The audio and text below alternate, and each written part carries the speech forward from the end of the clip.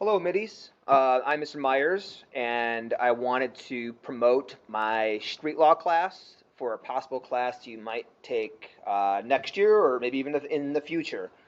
Street law, this is the first year that I've been teaching it here at Midview. I think it's a wonderful class that kind of teaches you more practical law and some more kind of cool, kind of behind the scenes things in terms of how the law works from beginning to end.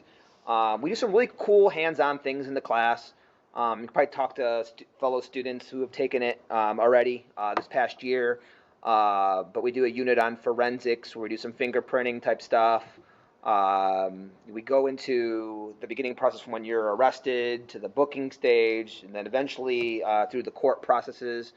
That ultimately the main part of the class focuses on the very end is a mock trial. Basically, what it's like to analyze a crime scene, to be a lawyer. What do lawyers do? And you perform in class during a class simulation on a mock trial. You spend weeks looking at a fake case, and you make your presentation and you present it in front of the class. Like I said, we do.